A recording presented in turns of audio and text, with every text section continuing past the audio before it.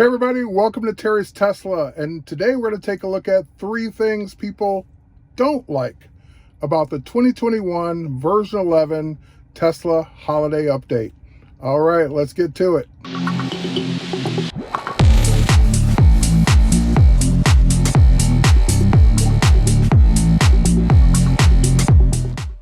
Now, first of all, I don't work for Tesla. Second of all, I'm not a Tesla apologist. They don't get it right every time. They don't get it wrong every time either. So I'm kind of more of a glass half full kind of guy in general.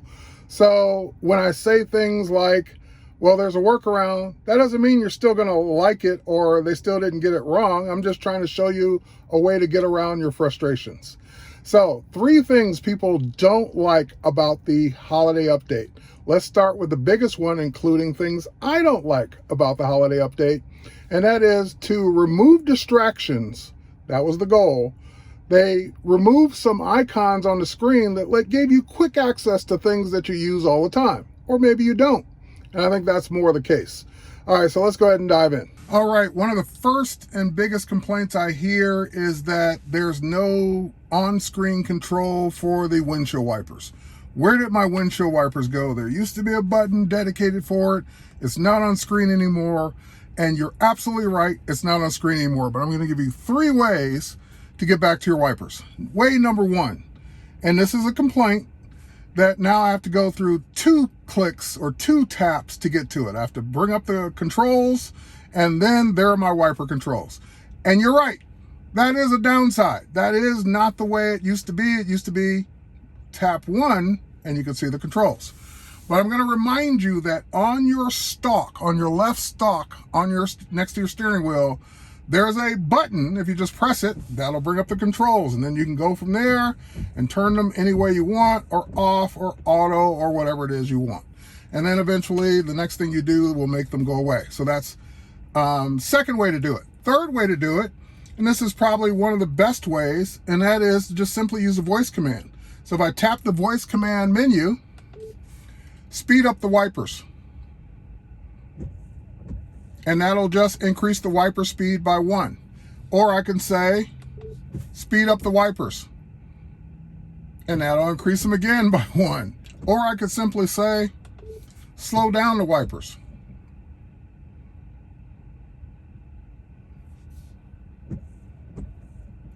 Set the wipers to auto. And that's my favorite, because that's what I keep it on all the time. So while there's some people that use the wiper controls all the time, there are people like me that never touch the button because I always have it on auto. But if I ever need to do anything, I could either use the commands or the stalk, or I can simply just use a voice command. All right, so this is one that's missing that I agree with. I don't like that it's gone, and that's the profiles button is now no longer there. So if you wanted to change your seat profile, you literally have to tap on the car, and then you'll see your profiles to change to the one you want. So while it's not the end of the world, it is an extra tap. And the reason I think that it's not going to be a big deal for most people is because with all of your keys, whether it's a card key, phone key, or key fob, you can now assign a profile to the actual key. So as soon as you open your door or walk up to your car, it switches to the right profile anyway. So with that said, it's not as big of a deal. If I go to locks, for example, I've got all of these keys, and I just tap the profile, I set it to the profile I want, and then tap it, and it remembers that profile for that key. So when I get in with my phone, it automatically sets the seat to that particular profile, to my Terry profile.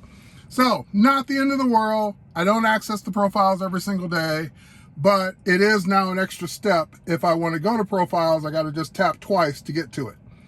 Not the end of the world, but it is an annoyance, and I agree with that. All right, the next one. There used to be a button on both sides for the seat heaters. There are no more seat heater buttons. Oh my God, where did they go? Well, you could get to them by bringing up your climate control, and then you'll get to all your various seat heaters for front and rear seats. That's one way to do it. So again, an extra tap. I agree, that's not the best. Another way to do it is, again, a voice command. This is my new favorite way to do it because I don't use seat heaters here in Atlanta. But if I ever did, it would simply be, my butt is cold. And now my seat heater is on. So you can easily do the seat heaters by voice command, and you can even say, turn the seat heaters off. And this way, you're bypassing the climate control for people that like to use the seat heaters instead of the climate inside the car because it's more energy efficient. So voice command, my butt is cold. You can use other words besides butt, just so you know. Go try them out. And you can, it'll do it for, you can say my girlfriend's butt is cold or whatever, and it'll do it for the passenger seat. You can just try different commands and have fun with that. Oh no, where's my charge settings? Where did all that go? Well, this is getting redundant, but you know, you could go here and you could tap charging and you can get to everything right there. But that's not the way I would do it. Let's get rid of that. What I would do instead is, if I wanted to just open the charge port door, well, I could either press the button on the Tesla charger or tap the door when I'm ready to plug it in and it will do it. If I need to do it here, I can also tap the little charging icon, and that will let me get to the charge port door. It already opened it, as a matter of fact. Let's go ahead and close it. Last but not least, you have voice commands. So if I say, open charge port, it just opened, and it brought up the charging settings. And if I say, close charge port, that closed it, and it brought up the settings, which are already here. And last but not least, for those of you who like to have a little fun, open butthole. Yes, the controversial open butthole command still works. And close butthole. All right, I'm going to show you one more way. And that is just simply tapping the battery icon. That'll bring up the charging settings, as well as tapping the miles or percentage will toggle them back and forth. So whatever you like to look at it in, I'm more of a miles guy, but I know people love percentage. You have your choice. So that one, I would say, does not need a separate lightning bolt in the corner, because you have so many other ways of getting to it, including the lightning bolt right there, or charge bolt right there, the battery icon, or voice commands. The next thing you may have noticed is missing are your Wi-Fi and Bluetooth settings at the top, and this is getting redundant, but you know they're under the regular quick controls.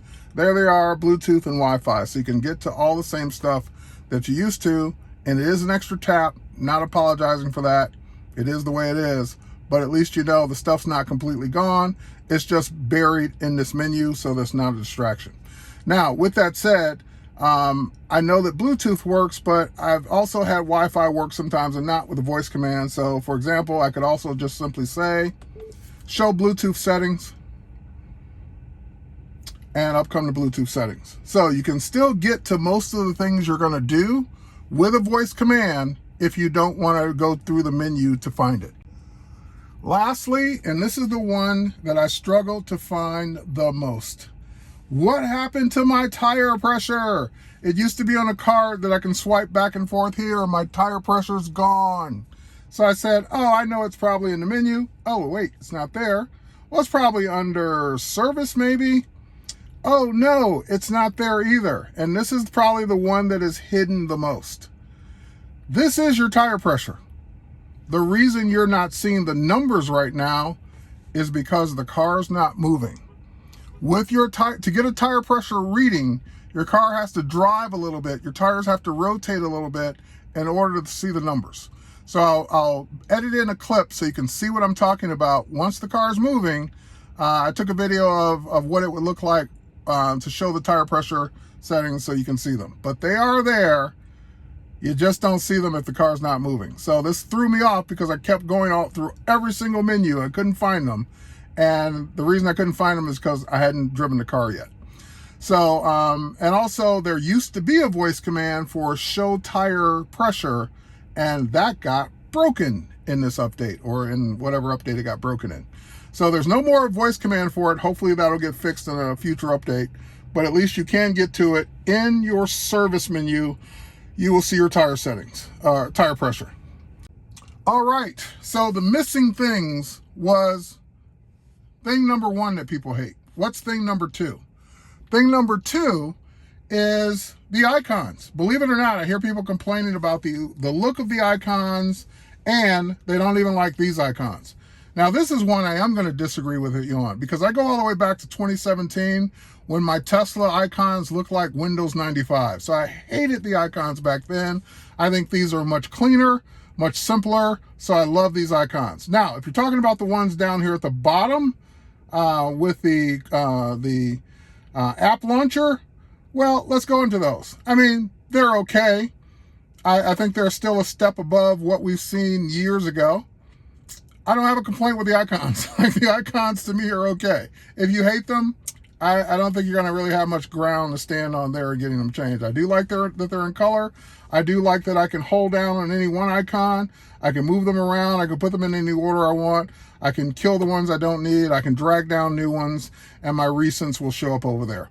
So with this one, I'm going to say if you hate the icons, that's going to be like more of a personal thing that you're not going to really be able to do much about. All right, icons, hating the icons.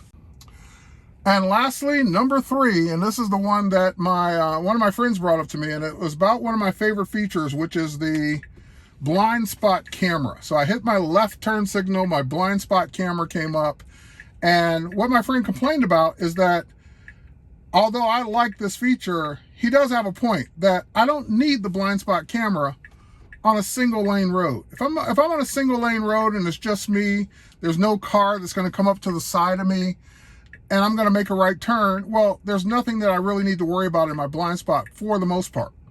So it'd be great if Tesla added an option that for the blind spot camera, you could set it so it only shows up on multiple lane roads. So when you're changing lanes, that's really when you need to see what's in your blind spot. When you're going to make a left turn on a multi-lane road, that's really what you need when you need to see your blind spot.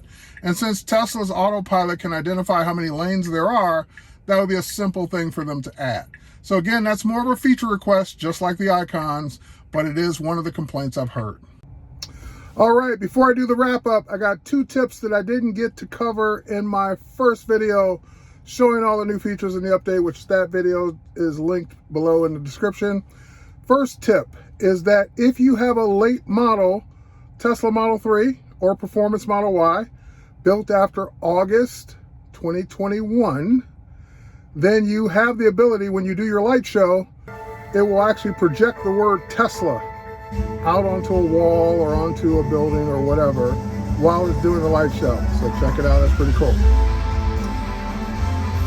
Next up, if you are in the full self-driving beta, at least that's what I hear, this only works in the beta, as you're driving, you can now swipe the screen all the way to the right to see the full self-driving take over the whole screen. Not sure that I really care one way or the other about that, but these are a couple bonus tips. Check it out. All right, hopefully you got something out of this, and let me remind you to hit that like and subscribe button. So if I had to rate this update on a scale of 0 or 1 to 10, and I had to say that 1, I absolutely hated the update and thought it was trash, and 10, I thought it was the best software update ever created, I would say this update falls around a 7, maybe a 7.5. Because there's absolutely more things I like about the update than don't like about the update. It's not perfect by any means, and change always brings angst amongst people, because the minute you take something away, they're like, wait a minute, I used to be able to tap here and now I can't. So I get it. I'm with you on a couple of those things, but I think most of the things that we're used to seeing buttons for, we didn't really need those buttons where they were all the time. So I get it from both angles. I get it from Tesla's perspective, trying to make things simpler. I get it from your perspective. Now I got to tap two things to get to the one thing I want to do. So I get it both ways. But with that said, cheers. Thanks for watching. Hopefully this made it better for you. We'll catch you in the next one. Bye, everybody.